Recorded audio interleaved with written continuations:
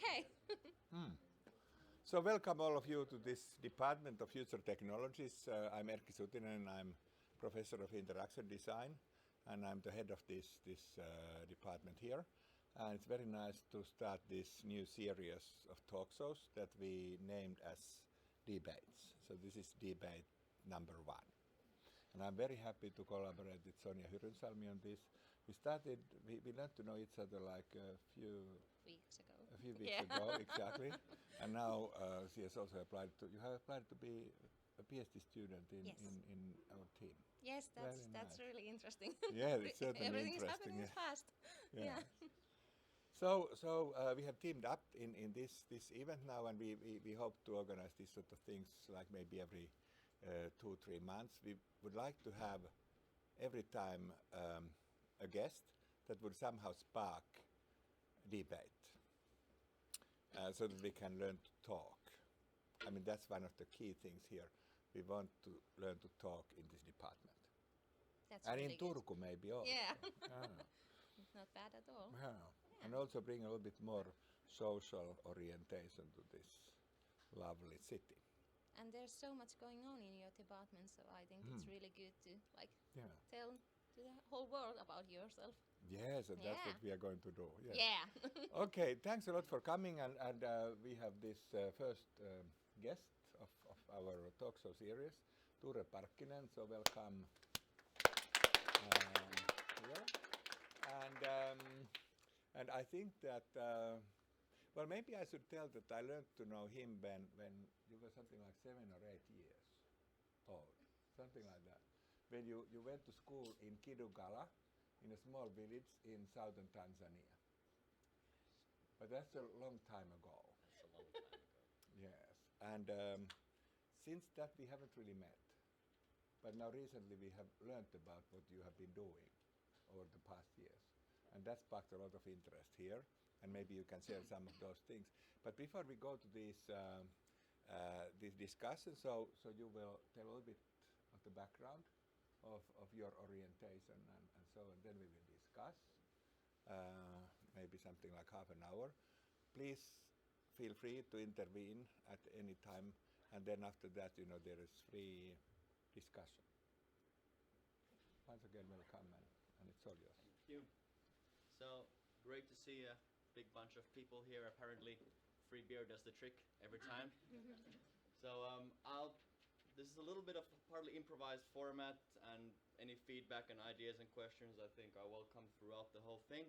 I'll start by just a little bit, recapping of who this Tuure guy is and what he's been up to, and then kind of some initial thoughts on the background about entrepreneurship in general, kind of what kind of picture I formed of that, and then there was something about ideas on the poster, so something about the nature of ideas and the value and ownership of ideas, and something about risk-taking, and then I have a couple of slides about entrepreneurship as a way of changing the world here as well, but I think it's okay for me to focus on whatever people are interested in. Just to kind of initial, so who's heard of something about me beforehand? Okay, clearly need an introduction, so I'll do that. If we talk about 3 topics, we talk about ideas, risk-taking, and changing the world. Then, if you had to pick one of these, so who would be most interested in ideas as a topic? Hands up. 2, who would be most? 3, who would be most interested in risk-taking? Quite a few more. And how about changing the world? So not that many people are interested in ideas, so we can just ditch the whole poster and talk about risk-taking and changing the world. So I'll start on those topics. So just short about me. So I'm how would you say, economic philosopher, engineer, serial entrepreneur, writer person. So bit of a perpetual identity crisis is what you could call me. So I have an industrial engineering background academically, but ended up then doing a bunch of sales work, and then kind of got stuck on this entrepreneurship from the perspective of developing new solutions and then selling them, which for me means helping others see the value in those solutions and hence encouraging their implementation. So A-Talent recruiting was, after doing some kind of basic sales work as an entrepreneur first, I got by many turns, I became the first sales manager and then CEO of this, was called Protega Recruiting back then. It was a small shell company owned by our guild. And then we kind of turned that around into a more sales-oriented, solution-oriented HR services company that helps to find new ways for companies to utilize students' skills and to get students new learning opportunities in companies. After that, I kind of decided to aim high after my exchange year and decided to solve the economy. So I have a couple of the thinner books here that I wrote. So I kind of ended up writing 2 books about how the economic system could be improved or made to work better. Started with the question of why are we creating work as an end in itself. Every time we find a way of doing things more efficiently. That was fun. I think I got together a pretty good solution, but realized that selling it and monetizing that was a bit more of a challenge, so I decided to go back into real entrepreneurship, actually selling something to customers. And that's then how, by a couple of turns of events, we ended up founding Rescue Club in about 2.5 years ago in the fall of 2015, who's heard of Rescue Club, by the way? So basically a food rescuing service, so you can buy surplus food from restaurants that's left over at a cheaper price on an app. If you haven't downloaded it, there's some good offering in Turku as well, as far as I know. And there was a certain couple of background issues there, which then have lately been in the news due to a very interesting verdict decision by the Helsinki District Court, which was probably one aspect of why the ideas part here was on the surface. So the kind of dispute of whose idea something was and whether some people's ideas were used unlawfully, which has been a very educative experience kind of from the perspective of also the whole legal system, the judicial system, and what law is, what is litigation, and I'll go a little bit into that later. But entrepreneurship is something that I've been looking at from the grassroots level and from the very high level of this purpose in a market economy. And the way I define entrepreneurship is taking initiative at your own risk. So, for example, Eric Ries, who's the founder of the Lean Startup Movement, the author of the book by that name, wants to talk about entrepreneurship as development of any new ideas under uncertainty. I would call that innovation. So what distinguishes entrepreneurship from that is that you're taking risk, you're putting your own ass on the line, so to say, when you're taking those risks. Then nowadays, startups are a very trendy thing, and that's the kind of now become the stereotype of entrepreneurship for most people. So we talk about entrepreneurship, we first think of startup entrepreneurship, but it's good to remember that's a very specific type of entrepreneurship. So founding your own pizza joint is not startup entrepreneurship, but it's entrepreneurship. Selling consulting services by our own company is entrepreneurship, but it's not startup entrepreneurship. Startups are temporary organizations that are searching for a repeatable and scalable business model. This is paraphrased from Steve Blank's definition. So essentially, it's a research project. So when you found that scalable and repeatable business model, you're no longer a startup. So I would argue, for example, that Smartly, if you've heard of the advertising optimization company, is no longer a startup because they pretty much have a profitable and scaling business model. It's just one where they have to reinvent themselves all the time based on what Facebook does. But you're when you're a startup, you're doing constant research. You have a hypothesis. You're testing things, and it's there. It's a very specific way of very specific form of entrepreneurship compared to, for example, running a barber shop or a pizza joint. Then kind of in general, what companies are, why we have companies in general, is to allow the evolution of products and services and the processes by which we do those things. So if we have a kind of Soviet Union kind of 5-year plan thing where everything is planned, the trouble is that people tend to be very change resistant, and then if you really want to allow things to change, you'd kind of have to allow those organizations to die away that are not doing things better. Because if you kind of give a monopoly to an organization, they tend to become pretty self-serving and kind of driving their own existence or the interests of the people working there. And the fact that we have companies that are competing against each other is a way of allowing this evolution through this creative destruction, as is often talked about. And so in a sense, companies are bundles of people and ideas, if we take ideas generally as a like including all kinds of processes and organizational structures and communication forms and ways of distributing responsibility. And just as like, who's been studying any economics here? Is there some people who've been studying economics? So you probably heard of the factors of production. Okay, this is should be showing here yet, but just look at this part. So kind of the neoclassical model, we talk about labor and capital as the things that were needed to produce anything. Then in the classical and Georgist view, there's the labor, capital, and land that's distributed, kind of the factors of production that are needed.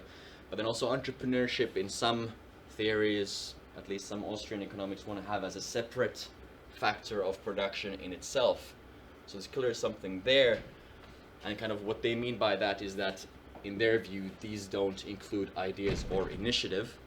Kind of the way I'd like to, if you ask me, the whole factors of production thing is a bit of a misleading framework, because you can count air as a factor of production and kind of anything that's necessary. So it's a causally very dangerous model. The way I'd look at it is rather looking at the costs that are involved in production, especially because we look at like how much of the income goes to labor or land. I think what's more important is looking at different kind of costs, and in that view, actually entrepreneurship is actually investing capital, and if it's investing ideas or skills, that can actually be also seen as a form of capital or a qualitative aspect of labor. This might be going a little bit high level, but just to kind of point out that entrepreneurship, okay, it's initiative, it's taking risks. Carrying risks is a kind of cost of capital in essence. And you don't always have to have the same people investing the labor and the capital, but entrepreneur is a kind of actor who is investing often both labor and capital and taking initiative. Then kind of, if we go to the ways of changing the world, there's, I've been kind of, when I was doing this book project, I was of course considering academia. I was actually also in the parliamentary elections, so I was considering politics. And the kind of reason I ended up with entrepreneurship as a way of solving the world is that for me, academia was a little bit too narrow focused. You have to focus on something specific. And it's kind of not encouraging looking at the whole in most disciplines, at least, especially in economics. Then with politics, the trouble is that you kind of have to avoid saying nasty things because no one votes for you. If you say anything that people don't like, you have to kind of please everyone. And then also with the NGOs format is that often there, if it's a charity-focused thing, then you end up kind of having to serve the donors instead of the actual end. And then often there's also scalability challenges, and there's all really valid ways of changing the world, but the way I kind of ended up choosing, I kind of currently still feel that entrepreneurship is a better way for me to kind of make an impact is the following. So basically, entrepreneurship is a way to get your solutions implemented fast. You don't have to convince the whole population to vote for your new political party, or you don't have to kind of struggle with the internal slowness of academia to get a new theory published. You can basically just implement your solution, and as long as some customers are willing to choose that over the existing thing, you're making impact. You can scale it. If there's any profitability potential in the future for it that you can show, you can get funding for it pretty fast, and you can roll it out and expand it pretty quickly. Also, it's solution-oriented, implementation-oriented. Academia is not even meant to be those things. Academia is there to develop better theories for us, which can be used. And then also it allows proposing and implementing even dramatic changes, which might be very difficult through politics or in academia, where you have to build it on existing theories. The kind of problems with entrepreneurship as a way of changing the world is that it easily gets focused on capturing value rather than creating more value. And this is the kind of big thing, is that you can make something that's useful, but you might not benefit anything yourself out of that. So to make a profitable business, you have to both be able to create value and capture value. In some cases, you can just capture value. There's many industries where you can just basically get something for yourself without producing any net value as well. That's called rent seeking. And that's the kind of, economic rent is a concept for which there is no Finnish term. Taloudellinen vuokra is not the right right translation for that, but basically economic rent is getting payment for a factor exceeding the amount of work that you're putting into it. So basically, if we go to this extreme definition, all profit in itself is economic rent. But then if we talk about rent seeking, that kind of means getting a bigger piece of the pie without actually expanding the pie. And this is the big kind of issue that that kind of our economic theories tend to want to predict, that entrepreneurs are incentivized to focus on innovations where they can create the most value, because then they can first capture a part of it to themselves, and then at some point the prices go down with competition and that value is transferred to the employees or the consumers. Well, in practice, because that competition eventually erodes all of that value that you've created, or kind of the profits that you've created, and moves it to other people, entrepreneurs, and especially startup entrepreneurs, are more focused on the capturing value part. So, like Peter Thiel has been writing a lot about this, that in fact, well, what's interesting for investors and for entrepreneurs is any kind of business where you can achieve some kind of monopoly. And of course, monopolies are not good for the economy, but they're very good for the entrepreneurs and the investors. And herein lies the dilemma. That's one of the reasons why we have lots of startups that seem to be focusing on like really, say, seemingly worthless problems like delivering food a bit faster instead of solving big things like world hunger, because there's a better monopoly position to be gained in that kind of business, and it's a better business opportunity, even though it's kind of not, in the big scale of the world, is not such a big problem. And this has to do a lot with it. And Peter Drucker is another management and strategy thinker who's making the point that results are often obtained by exploiting opportunities, not by actually solving problems, which partly is a good thing, because in many cases, many of the innovations or companies that are needed are not about coming up with something completely new, but for example, applying some existing solution to an area where it hasn't been applied yet. And of course, exploiting opportunities can also be net beneficial for the economy, but in many cases that involves opportunities to actually just capture value. Like you might say, the classic example is like a divorce lawyer. Divorce lawyers don't create any additional value, it's just a zero or negative sum game of trying to get a bigger share of the pie that already is there. That's a kind of very classic example of a rent-seeking business, which there's a demand for it because each party can get a bigger share and they have to defend themselves, because otherwise other party wants the share, but there's no added value created there. So kind of what many investors are interested in a business is the defensibility of that business, and there are many sources of that. If you talk about Facebook or Instagram or Snapchat, it's not that nobody could make a better service than Facebook. It's just all your friends are already there and you're getting all your birthday party invitations from there. So if you're not there, you're missing out on your real life, and they have that lock-in position. In other cases, there might be benefits of scale, like Amazon. That also includes benefits like with data. When you have lots of data, like Google has that benefit of scale from all the data that they've collected. Then IPRs and patents are a way of restricting competition. You can have a strong brand like Apple. They all have that, and then combined with the App Store network effects are the main sources of why it's hard to challenge Apple.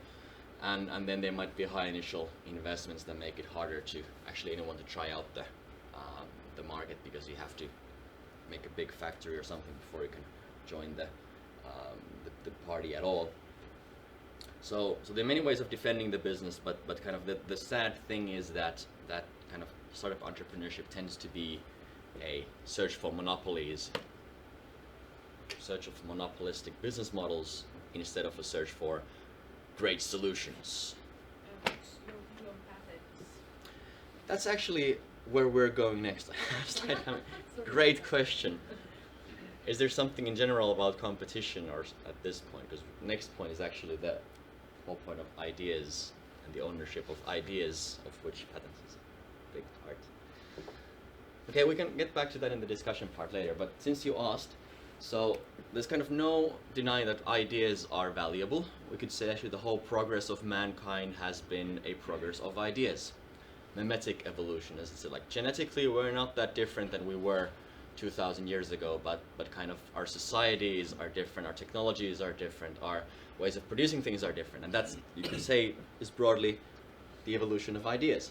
So ideas are valuable, and companies in themselves, well, what are they? They are bundles of people and ideas, including organizational structures, processes, and so on. But then kind of almost no ideas are formed in a vacuum. We're always standing on the shoulders of giants, and all ideas tend to be developments of some combinations or further developments of some previous ideas, or come out of accidents.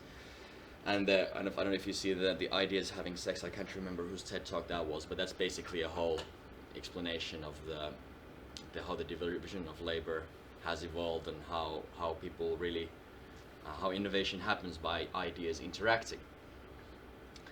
And the kind of whole question of, okay, because if we go down to all the smallest bits of ideas, individual bits of mimetic construction are pretty much worthless, but bigger combinations are then what really matter. But it's really hard to kind of nail out, like, this is the big question, is like, then should we have some limitations on using other people's ideas or not? In general, okay, I'll skip this because this is just different kinds of capital, real capital that we can have. Ideas are there in the immaterial producible section, but let's just kind of skipping to ownership. So the whole idea of private ownership, why do we have that? A market economy or capitalism is basically it's a rule system for arranging our economy, and the two basic rules or kind of structures there are ownership of things and credit relations. And these are all kinds of just rules of the game and contracts that we have with each other. And the main function of, say, why I own this computer and I have the right to own this computer, which is a big bundle of different rights. It means that I can prevent you from walking away with it. I have the right to sell it to someone else. I have the right to utilize it how I want to use it. Sorry, right.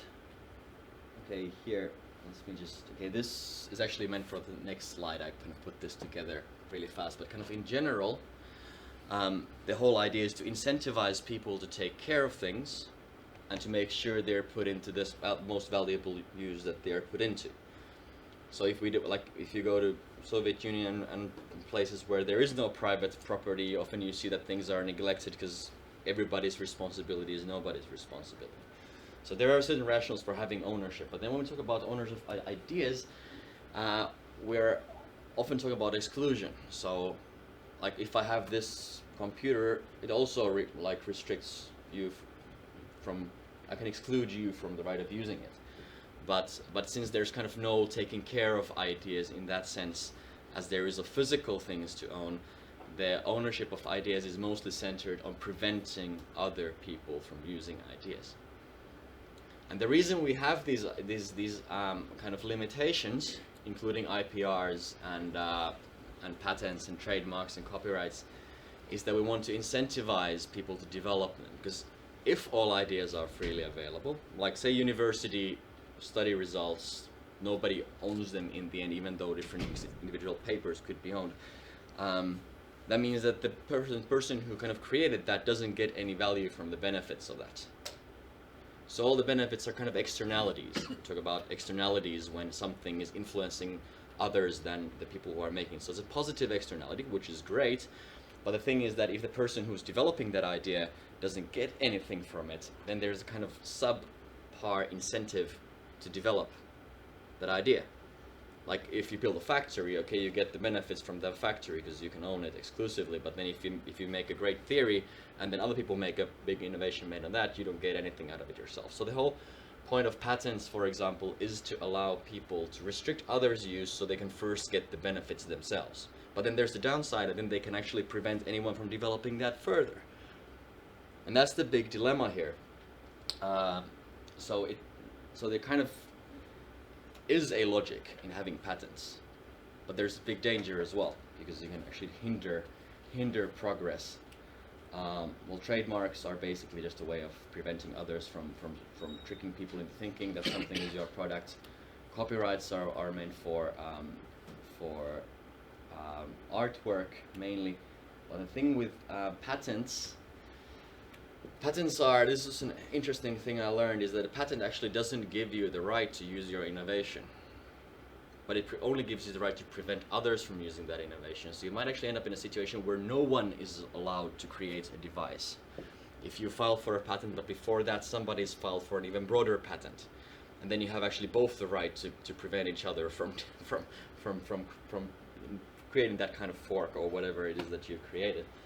And the downside here is that with patents is that, okay, it gives you a right to kind of capture part of the value, prevent competition for a while, but then also you can basically end up having to spend a lot of money just to protect your right to do something. Even if you don't want to prevent others, you have to patent something first so someone else can't patent it and prevent you from doing it. Then there's patent trolling, where you're just basically buying a patent and just asking high ransoms for letting others utilize that. And then, for example, with Apple and Google, there was 2017 or in the recent years already news that they are spending more time on patent litigation and buying patents than on actual research and development.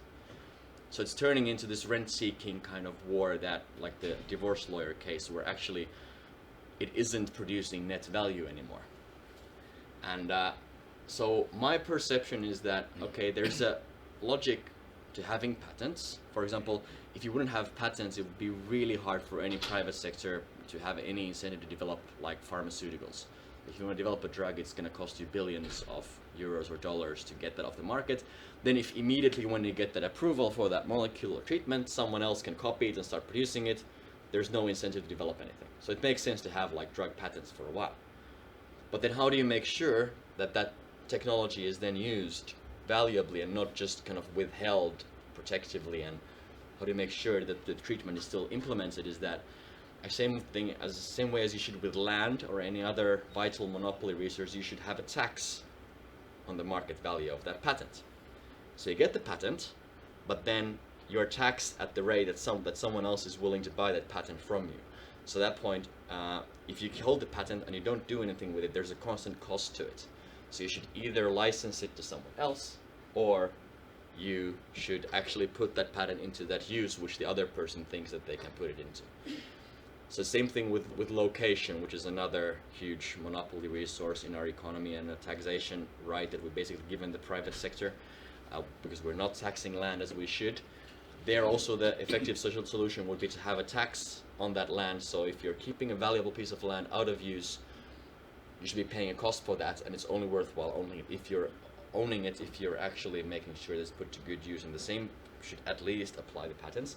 It still doesn't solve the big problem of how do you assess the novelty of a patent, like if it's really worth it keeping, like what is patentable in general, how long the patent should be. Those are difficult questions. I don't have the solution to that, but the only solution I have is that if you have patents, there should be a market value tax on them. That would prevent a lot of unnecessary kind of defensive patenting that's now going on, just kind of the fear that someone else a competitor might hostilely kind of patent something. And also it would encourage licensing and actually developing ideas further. There's should be a article actually on IPR Info magazine that I wrote behind that link if someone's interested about the idea of putting a tax on patents as a thought. Then, okay, just the kind of other means that we can discuss maybe in more detail, but then you have contractual means of preventing use of ideas like non-compete clauses,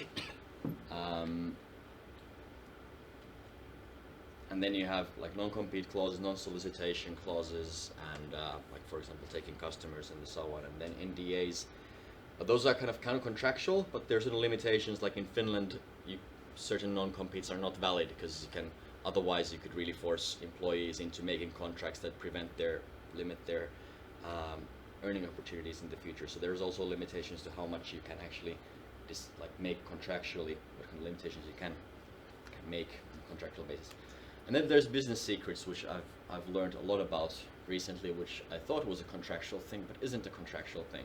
So they are, for example, in Russia, if you have a business secret, you have to have a list of those, and you have to have every employee sign that list that, okay, I know these files are business secrets. In Finland, you can basically just claim that everything that is of value to you and that you can claim that you in practice have held secret are your business secrets. So there's a lot of room for interpretation, and this is just kind of one example that I've learned that kind of about laws and all these kinds of rules in general is that they're very actually language dependent stuff. So law is written in human language and there's a lot of room for interpretation. And in that sense, litigation, meaning like going to court, is actually wise-assing about the meanings of words. So if you're a lawyer, you're fighting about what language means. And that the funny thing is that the idealistic view of laws and all these patents and all these other rules we have is that they should be like reilut pelisäännöt, like fair games for the fair rules for the game. But in many cases, they're actually formed more as weapons. And okay, if you wanted to have as clear rules as possible, law should be very definite and exact and precisely defined. But then if you want to make them as weapons, they should be as broad and vague as possible so you can just dig them up and then use them when you want to use them. And that's kind of where we have in this kind of interest political environment. There's a lot of, there's a tendency to rather make weapons for the employer side or the employee side instead of clarifying very explicitly what it is that is actually legal. And a lot of that definition is then left to these precedent cases in court, ennakkotapaukset, or then into legal literature to actually define what the law actually means. But on the other hand, and then if you have very explicit rules, there's also the rational argument that when technologies evolve, the world changes, that specific definition doesn't apply anymore. So there's that reason also to keep the wording vague so that it's easier to adopt it to a new changed world where technologies have changed. So there's a lot of dilemmas here in kind of, it's not an easy question of how our rules should be and kind of what the rules should be, and that's kind of something that I've been kind of reflecting on quite a lot also for the kind of personal reasons that I've, or kind of experiences that I've had regarding law and litigation and these limitations that we have in the market economy. But that was 30 minutes or something, sorry. But I hope Erkki can still ask me some questions. That's kind of my solo part for now. The format requires us to sit down here. Yes. So, thanks a lot for your presentation. And maybe, I think that, we can talk a little bit about, because now you presented the theory. And yeah. Can you share a little bit like how you map this theory to your life? How I map it to my life? Yes. Well, that's a constant process, isn't it? Yes, but can you map it on what has happened in your life and how you, and what was the ideal or how you would map it in your life from this on? Like, which part should we start about? The entrepreneurship in general? No, I mean the whole thing that you had this combination of ideas or ideas having sex, and then you took the risk. Because you wanted to change the world. So then what happened? Well, let's say, okay, I kind of first, the book project was kind of the big, very high risk that I took kind of in terms of the risks of kind of chance of failure. So when we talk about risks in general, like in entrepreneurship, the main risk is that you might not succeed in what you're aiming at.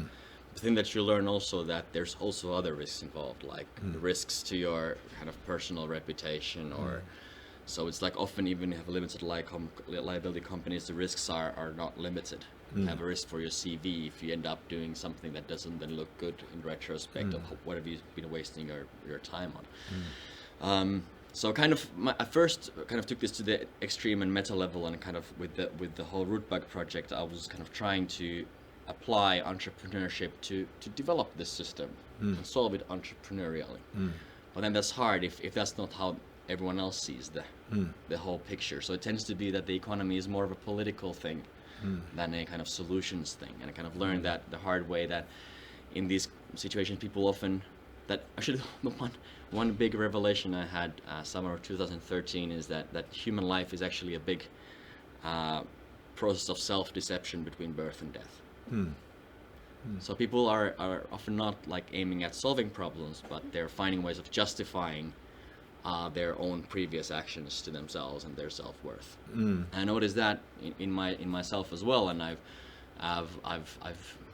and it's you can end up justifying quite a lot of things and kind of maybe neglecting also the risks and kind of questionable aspects involved when you need to do that. And kind of the thing with, for example, founding Rescue Club was that for 3 years I was kind of trying to get these new solution ideas like negative real interest rates and land value taxation and a more flexible but secure market economy kind of into discussion in the political sphere.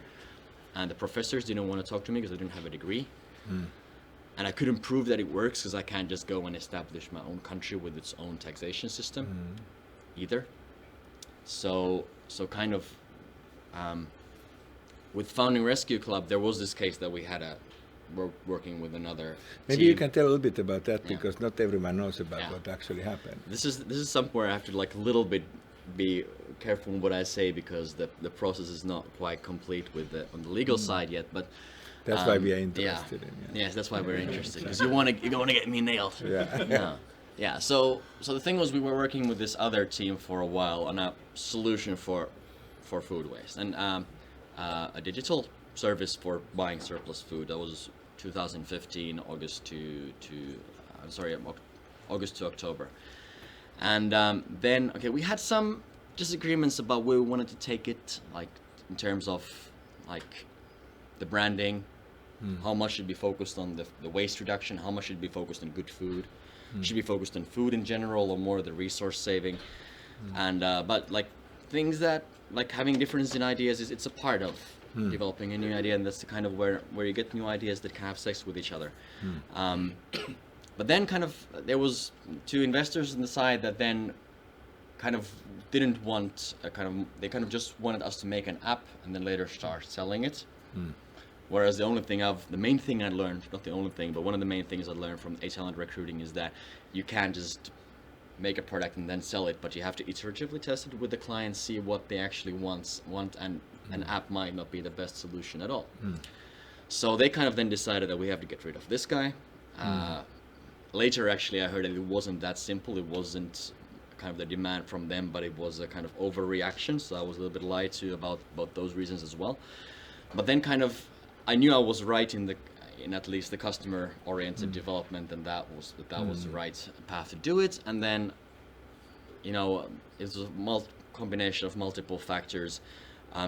One of the factors was that I realized that team wasn't going to get it working. One was the whole orientation, the other was the ownership structure, and there was a lot of things that were a little bit sketchy there in the background. But I knew that the market needed a proper service for surplus food. So then I decided that at least now I can prove that my orientation works. And then we started another company where we did a solution to the same problem, but with means that we believed worked. For example, we ditched the whole idea of the app focus and made browser interfaces from the start. Browser interfaces only for the restaurant side and many other things that kind of we believed that would work.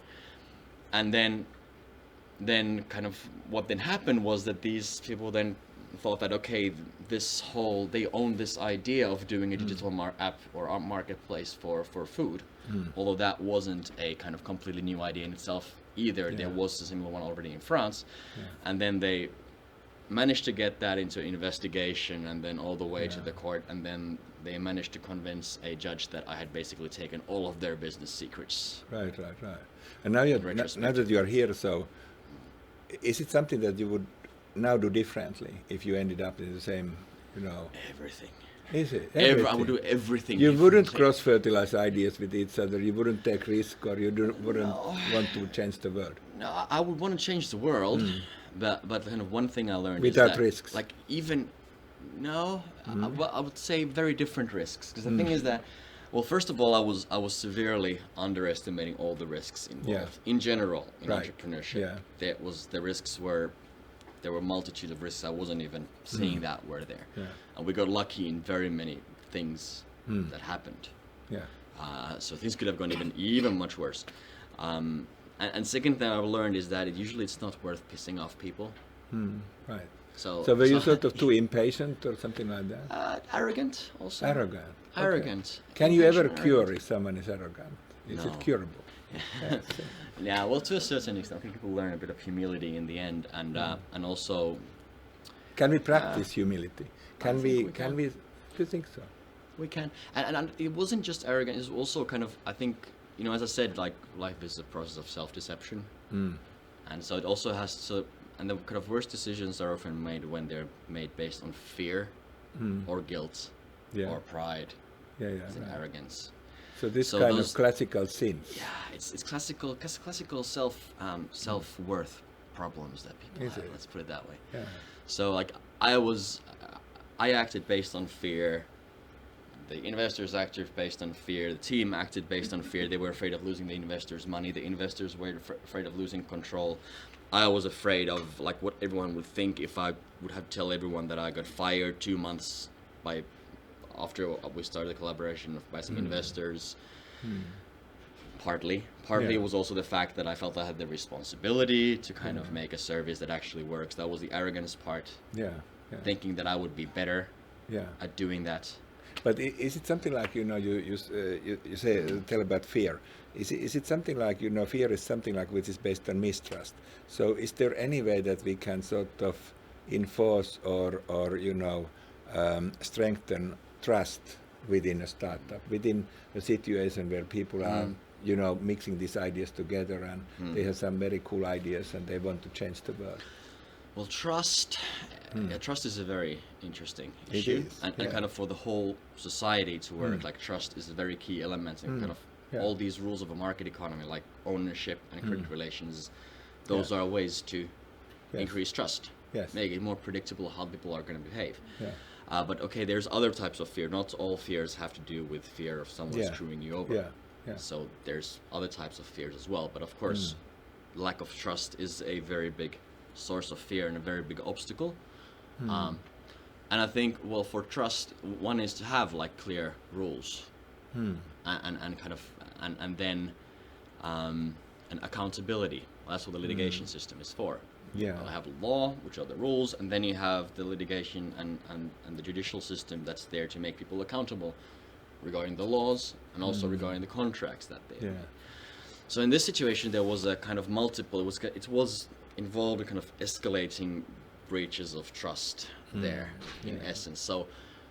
So partly I felt betrayed because things had been promised to me, and then suddenly for really weird reasons, everyone backs up on those kind of very opportunistically in the end. And then they felt betrayed because then I went and I kind of wanted to walk the walk. On top of that.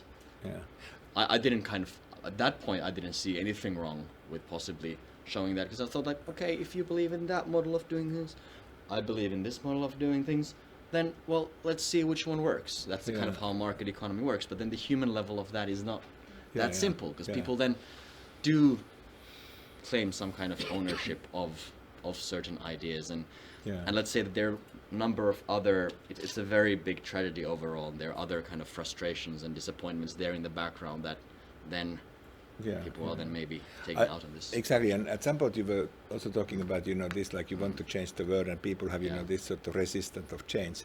At some point I was working with a professor working on trust-based leadership, and she said, she was actually telling me that trust requires recognizing each other's abilities, benevolence and integrity.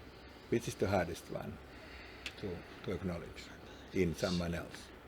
Ability, benevolence or integrity? Integrity. So benevolence means that they want what's good for you. Ability means that they can deliver what they promise, or that they can deliver something. And integrity means that they don't promise. Or they have like they follow like common rules or something like that. So what's the hardest to recognize? Well, probably ability. They can test that, but well, benevolence, it's an interesting thing because it can come from multiple factors. It can come from empathy. It can come from actually a fear of shame. There's many factors there. Kind of, if we talk about, okay, if trust is all, if we skip this ability part and then just talk about kind of trust in benevolence and integrity, I'd say the kind of strongest kind of trust comes from actually empathic relationships when you have a friend or family, you don't want to betray that relationship. There's too much invested in that relationship, and you really want the best for the other people. Then when you don't have that, when you're trading online with people from another continent, then kind of what you need is accountability. You need to know that if they screw you over, there's some way for them to kind of be held accountable for that. And that's why I also have the kind of the laws, because we can't trust people to have an empathic relationship with 7 billion people. We don't have the capacity to do that.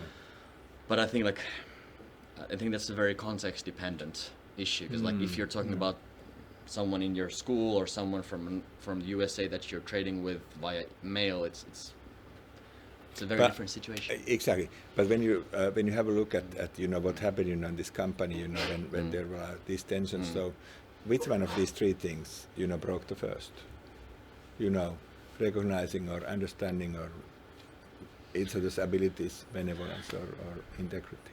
Well, I think all of them maybe broke at the same time, because people had kind of really romantic ideas of people's abilities as well, and you wanted to change that picture. And then when kind of the benevolence and the integrity broke, when you realize that people are ready to screw you over just to keep some investors' money and keep their other company alive with that money, at that point kind of the kind of you lose the mutual benevolence, but also you start thinking more critically about other people's skills. So they're all very much interrelated in these things. Yes. So maybe, and then we need to go to these general questions. Yeah, and one last question is that at university, we will certainly want to have more ideas. And I think that for that we need to take more risks, because we want to change the world. Can we apply, this sort of start-up orientation with all this arrogance and everything, and impatience and, quarrels and court cases, and would it be important, to have that at university, to... Yeah, well... Or should a university be a very safe place, where you never, will be tested on someone's maybe, well, we know that that's not quite reality, that university would be a safe haven, but should it be? Well, university should be a place where things are questioned and challenged. At the origin of universities was where philosophers came together and started debating stuff, coming up with new ideas. It wasn't a kind of way of sustaining a orthodoxy of some kind. And the kind of thing, and there is an analogy with academic research and startup entrepreneurship. Like both are based on making hypotheses and then testing hypotheses. The difference is that academia, the hypotheses are an end in themselves, the theories that are developed, whereas in startups they are a means to actually creating some kind of added value, and you don't have to be as rigorous. If you're just you can take a lot of shortcuts, because you can just, when something isn't working, you can just reject it without having to make an formal analysis of like why it isn't working. If you just know well enough why it isn't working. So kind of this hypothesis-oriented experimentation, I think that should be a very integral part of both university research and the studies that people are doing there. And there should be more room for that. I'm personally not a very big fan of academic degrees in general. But you have one anyway. Eventually. You might get another one from here, I boycotted for 6 years. For 6 years I had all the courses done, but I didn't want to finish the degree, and then finally last summer I did. Okay, yeah. Well, we were actually talking, and this is maybe not a question, but it's a challenge for you, because on our way, from Helsinki to here, we were talking that, maybe we should start thinking of some sort of startup pedagogy in higher education, so that you could actually take the values of startup mentality and attitude within university studies. So it might be that at some point you might get another degree in analyzing this. Maybe, who knows? Yeah, sure. But yeah, that's a good point, because a startup is a constant learning process. And it is effectively a similar kind of process should be a good way of learning in other things as well, like not just higher education, also lower education, as we discussed here. This kind of that you're allowed to develop your own hypotheses and then develop ways of testing that. And then you learn by trying out, and then you analyze, okay, did this test actually falsify or validate this hypothesis or not. And I think that's a good learning methodology that could be applied in more different spheres. Of course, it's not the only one. Yeah. And you have to be able to like just make literature studies as well and combine and just just study theory. But if you want to learn something that is any way applicable to practice, the best way of doing that is trying to apply it to practice and test it out. So and learning from one's mistakes or wrong ways and maybe also arrogance, because we have a lot of arrogance also within university. So something that we are learning together to get rid of at some point.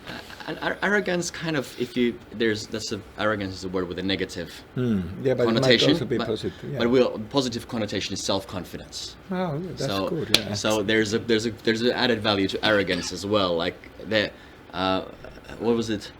The 40 or 45-year-old like anniversary slogan for our study guild, the Industrial Engineering and Management Guild, was it 45 years of disgusting self-confidence. So the kind of one thing I learned from university was arrogance. This kind of can-do attitude, as it's called. But that it's was also from another university. That was another university. Exactly. Yeah. Don't worry about this. Okay. So it can be very valuable as well. Yeah. And kind of as a startup entrepreneur, you kind of do need a bit of that kind of hubris and kind of irrational faith in your own abilities, and you have to kind of fake it till you make it. To a certain extent. Exactly. But then you also have to be able to question the ways that you're doing it at the same time. Exactly. And I think that, that's a tough, it also can be called like seriosity, so that you are serious in something, you are defending it and you want to get like, your result or your idea concretized or this sort of thing. I think that we need much more of that. Thanks a lot, Tuure, and I think that, we can take a few questions now. Yes, there. How would you sell a religion? How would I sell a religion? Yeah, and what I mean is basically that there are certain myths, we can call them useful ideas, useful for many people. So you can sell them like a pizza that is useful for a country. It's like public welfare benefits. For example, climate change, you can have a very good idea for a whole country that please stop using, for example, plastic. It's a very simple example, but it is useful. It's a useful idea, and you probably have invested into developing it, and you probably have invested into maybe like explaining it, promoting it, if you want, and then it needs to pay off. And so, if you would need to sell a religion, let's say useful myth, maybe you have an idea how to. Well, that's kind of what I tried to do for 3 years. I was kind of trying to sell the idea of a new kind of fixed market economy. And the kind of mistake I did there was I tried to do it too rationally. So I tried to kind of argue that, okay, this is how my analysis of how this current system works, and this is why we have ownership, this is what capital means, and this is why capital has a cost. And then I try to compare all the current alternatives and forms of that, and then I try to argue like, okay, you do these things, these are the effects it would have, and these are the contingency aspects involved and the uncertainties. Kind of very case structure. And nobody's interested in that. What people want dreams, and they want stories, they want emotions.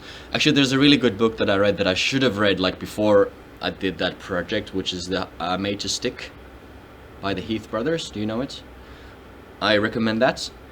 So basically, for any kind of, they've had case examples including like how to make people eat less popcorn and how to make people donate more for a certain cause. They have like an atomic weapons proliferation campaign as an example, and many good examples there. But they have this success model, nice anagram, yeah, it's an anagram, but abbreviation, keyword kind of memory rule. So simple, unexpected, concrete, credible, emotion, and story. If you Google Made to Stick, they'll find this. But so I should have used lots of more stories. I should have appealed much more to people's emotions. And the ones that are like the unexpected part is something I'm pretty okay. Actually, if you take a look at the book, you can buy one for 15 euros or just have a look through.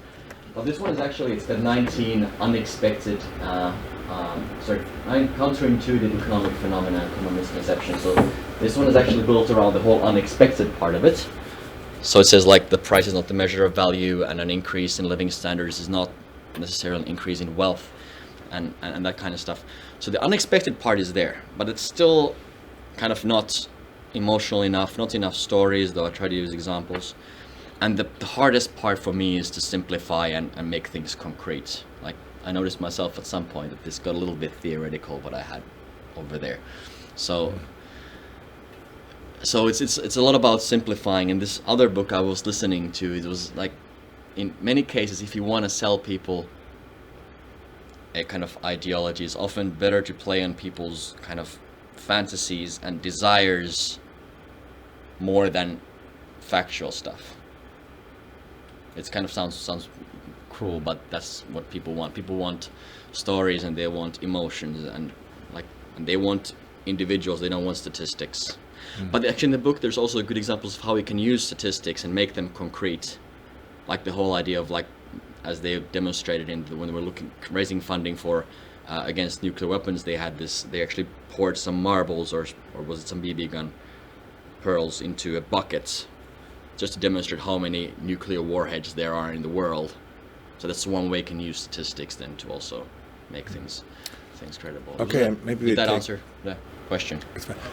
Maybe first here and then there. Is that fine? No. Hey, thanks for the talk. You talked a lot about trust, and you said that you learned a lot about the litigation. So I'd like to hear, like, what type of fail-safe mechanisms have you applied in Rescue Club, in like NDAs or non-complete things, so that this wouldn't happen to Rescue Club? Well, we haven't been really paranoid of that happening to Rescue Club. But because, well, the fact is that we ended up having a lot of competition. Like, for example, now there's this Karma in Sweden that's really, they're a really strong team, and they are basically copying all of the ideas that are there. But that's how the thing works. They take the ideas that work, and then the only thing that's unfair is that the Swedish financing market is so much more liquid that they get 10 times the amount of money with kind of less a working business model than we're getting here. So, and that's how things should be developed forward. Of course, well, we have the basic, employment agreements have their NDAs and non-solicitation clauses and non-compete clauses. And then there's, of course, the shareholders agreement, which also has those. So there's a kind of double contractual matter there. And then, of course, well, actually, I don't know exactly how all the data is being secured currently, but, well, that's what the tech team is then protecting. They're also, like, in either case, I haven't even seen the source code, so I have no idea how code is protected, to be honest. That's my specialty. If you mean this kind of... Let me think if there was... then, of course, something that has been pretty critical at this point is the terms of use and the contracts also to that, like with the GDPR and everything. You've had to update the terms of use for the consumer side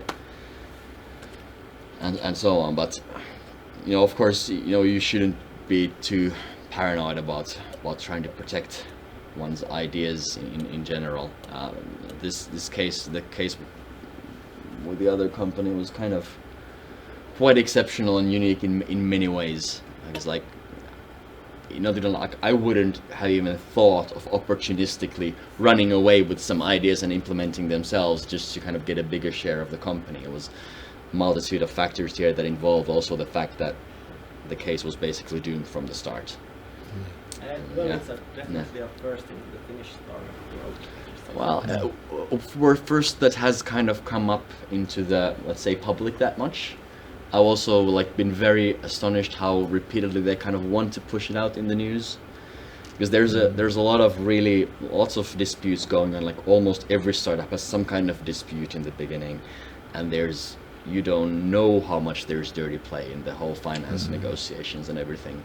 It's just most people just prefer not to wash the dirty laundry out in the public, but these guys kind of wanted to take that route, so okay, that's why it's been out there. I think we take the next question here and then, yeah. Nice talk. This is a bit out of the context. You said that life is filled with self-deception. If we know that, should we continue doing that for emotional safety, or should we confront it and feel worthless, or is there something else? I mean, how did you deal with it? I think it's important to be aware of it and not to kind of believe that we're acting rationally when we know we aren't. I wouldn't say it's just for emotional safety, but it's also for meaning. Because if you take, like, when we talk about self-deception, I think the main positive forms of self-deception are the basic Christian love, hope, and faith. And what I mean when I say they're self-deception, I don't mean they're bad things. I'm just saying that those are often at odds with kind of rational perceptions of how the world works. So kind of if you'd model decision making as an Excel spreadsheet, and the rational decision making is that you have some equations there that take in inputs and give you some outputs on what to do or kind of how you analyze the world, then basically trust means that, no, sorry, not trust, hope, faith, love. So hope means that you add some small variables there to correct all the outcomes a little bit higher than they would be with the rational analysis. Faith means that you reprogram the equations to give you good results no matter what you put in the first column. And then love means that you just put all tens at the end and hard code them there and ignore the equations. So these are kind of love is blind, as we say. So love is a kind of form of a decision to believe in something, and faith is a kind of way of believing something despite the evidence. So and these are very valuable things, because if we were constantly questioning things, then it's really hard to focus on something full throttle. And kind of when you find that kind of meaning in life, that you want to focus on something, there's a kind of, to a certain extent, when you should embrace that. Your own self-deception of ignoring all the alternatives that are out there, and you should go with it. But then after a while, you should also, like, if it sucks, or if you realize that I'm doing damage to other people with this passion or faith or object of love that I have, then you should be able to kind of snap back out of that and question it and find something else to get obsessed about, some other form of self-deception that works. Kind of, if I'd say that self-deception, when it feels like self-deception, then it's not working. When it doesn't feel like self-deception, when it feels like passion or kind of purpose, then it works, and then to a certain extent it's a very good thing to be able to kind of find those kinds of things you believe in. And I've been a missionary child, as you said. I was in Tanzania as a kid, and I've had my battles with this Christian interpretation of Jesus, and I'm a very big fan of Jesus, but I still don't quite buy the Christian interpretation of Jesus. But I'm very jealous of people who are strongly religious, because they have something they believe in, and I know that can make life so much better and clearer when you have that something that you know is there and kind of as a rock that you can lay your foundation of life on. Whereas kind of I'm personally, though I know life is self-deception, I still kind of want to maintain this ability to constantly question things, including myself, which is hard. But that's kind of what ideal I want to strive for, is constantly questioning things.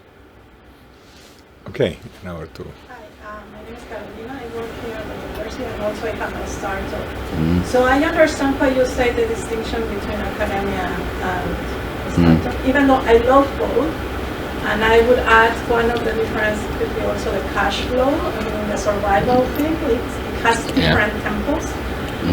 However, they also both have this challenge with ideas, and I appreciate how you have been open up and giving us your talk. And now comes my question directly. About changing the world, come with ideas.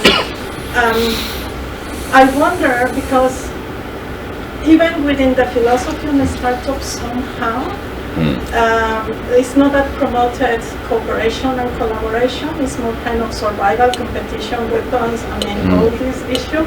When we are in the era of the knowledge society, which actually is not together, is getting harder to move forward, then from what you have learned, how you see this approach, because this collaboration and cooperation will change business models. It might not be directly of the idea of the product you are actually giving value to, but how you will survive with it.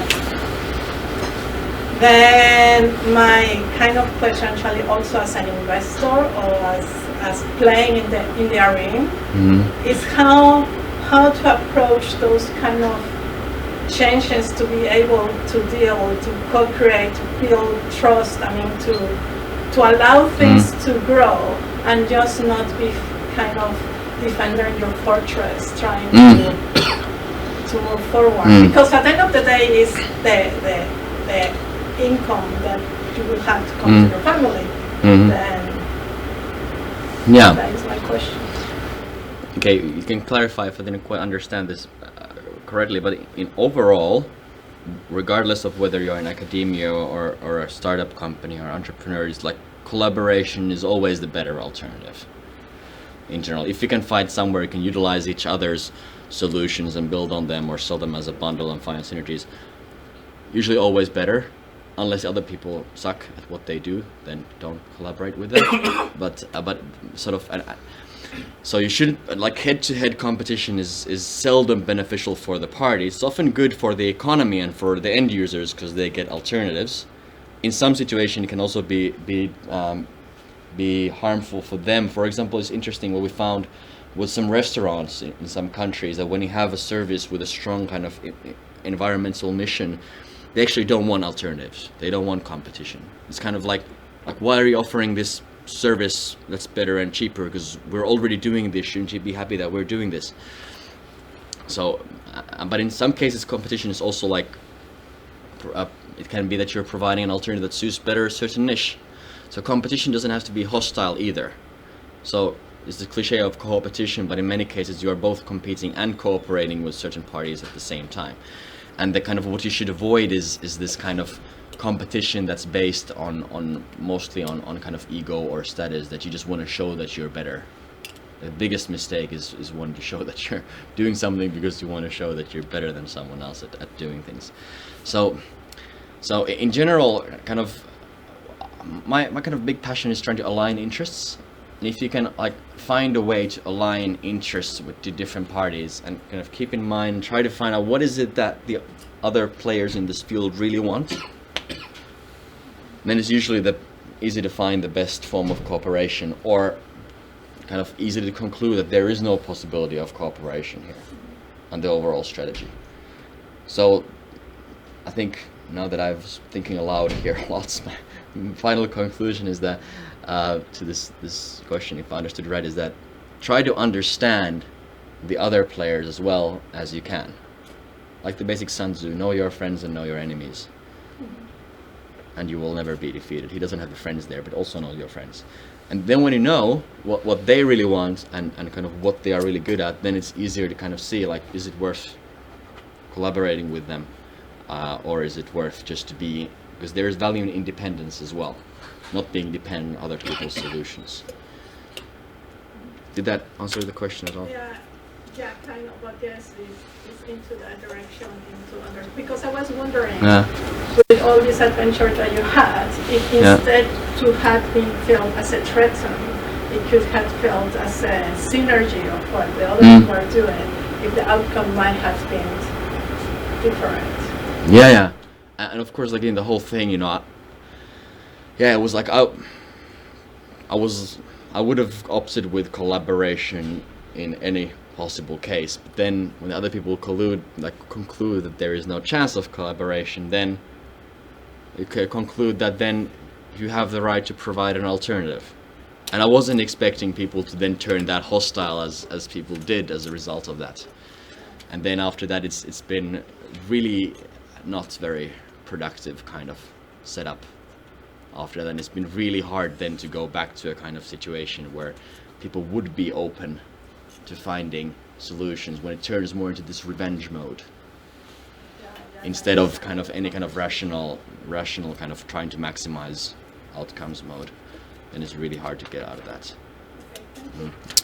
Okay, so one more question, and then after that, we conclude this, and then there will be still some time for face-to-face discussion. So you started talking about risks in your quartet of these kind of ways to improve the world. So like risk is the thing that you are taking.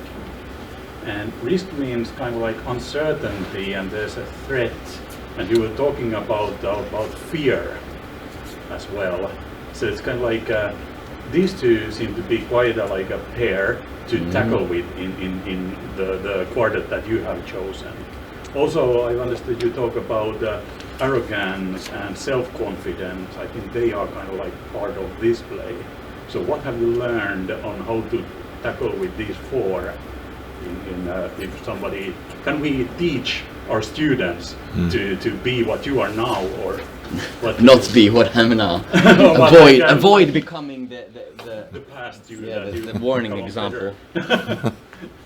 Okay, well, the 40 ways of changing the world. What I had here was there was basically the academia and then the politics, and this is really slow, frustrating. And the kind of entrepreneurship and the kind of, okay, there's a big difference, and entrepreneurship tends to be the most risky for the person choosing that route. Like this was the quartet that you meant. Yeah. Yeah. So well, there's like lots of risks in politics as well. People have really destroyed their reputations by, because you make yourself a target when you're in politics as well. And they're arrogant there as well. Yeah, you need a certain level of arrogance in each field. Well, the kind of thing that I'd like to, because there's a lot of, the hype around entrepreneurship tends to lead to the kind of mentality where everyone should be entrepreneurs and more entrepreneurial and take more risks. But my opinion is that no, entrepreneurship is not for everyone. It's and startup entrepreneurship was for even fewer people, because not all people want to take those kinds of risks. For many people, like risks and fears are really paralyzing things. So like especially many creative and innovative people, they might be much more productive, for example, in academia or working as in the R&D departments of a company on a fixed salary, where then someone else can carry the risks for them. That's the whole point of why we have these limited liability companies, is that we can have the people who are doing the work, and then we can allocate the risks involved to a bunch of shareholders and diversify those. That's the whole point of having companies and capital, and why we have capitalism. So this is what I just like, one of the things that makes very little sense in the kind of communist utopia of having the workers own the means of production, is that not everyone wants to own the means of production. Not everyone wants to own and take risks. People want predictability. They want to know that they get a carton or 10 cartons of milk for every hour that they work, and they don't have to fear about any stock market collapses or big disruptive changes in the industry. And those people who are then good at analyzing those risks and are ready to take those risks, and then so it's kind of division of labor. Some people want to carry risks, other people want to work. Some people and don't want to carry risks. Some people want to do both. Entrepreneurs want to do both, and that's fine. And I think people should be given that choice of how much they want to carry risks, because this risk taking can be really paralyzing, the risk itself, and then if you fail, that can be really motivating. People have lost their ability to work when their companies have gone bankrupt. So you should really know what you're getting yourself into. I didn't know what I was getting myself into, and I've kind of gradually become more and more of a risk-taking junkie, and that kind of has gone a little bit overboard at times. So, so I think what we should encourage people is kind of that they are not afraid of making initiatives, of speaking up, of questioning things, and kind of if it's a matter of fear of getting shamed for saying something stupid or questioning or doing a mistake, that kind of fear is kind of mostly unnecessary, and that we should be mitigating and encourage people to kind of be entrepreneurial in that sense, that they take initiatives. But I don't think it's very responsible to encourage everyone to take big financial risks or big career risks or big reputational risks by putting all of their nuts in one basket, and so I think it's good to make people self-aware of what kind of risks they are fine with taking, and then kind of being aware of what kind of risks there are involved in the decisions that they're making. Jim Carrey had this probably this very popular YouTube video clip where he talked about his dad who wanted to be an actor or a comedian and then thought it was too risky and they decided to stay as an electrician, was it? And then eventually he got laid off and didn't get another job and ended up unemployed. So he thought he was taking a less risky path, but there was also risks involved in being an electrician. So that wasn't so low risk either. So it's good to kind of see that you know, entrepreneurship is not the only risky thing that you're doing, but that kind of it is risky, and you should be very self-aware of, do you want to take those risks or not? Getting children is very risky. Do you want to take those risks or not?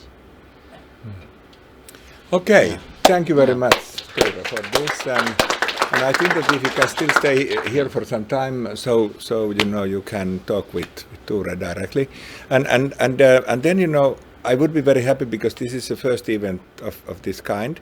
So it would be nice if you could give just some informal feedback to Sonia or me, you know, just now or then, you know, email us later, because we want to develop this scheme so that, you know, it serves the whole community. Thanks a lot. Thank you. Thanks for inviting me. It was a pleasure. Yeah. If I was being unclear about something, I'm still here for a while, until he leaves. Yes, so Pekka Parkkinen is the father, yes, of Tuure. He still admits being the father. Yeah, of course. More and more, I think, over the time, you know. This is what happens. Okay, thanks. Still something to drink and eat, and if you can leave your empty cans to the kitchen, I would be so happy. Thank you. Thanks. Thank you.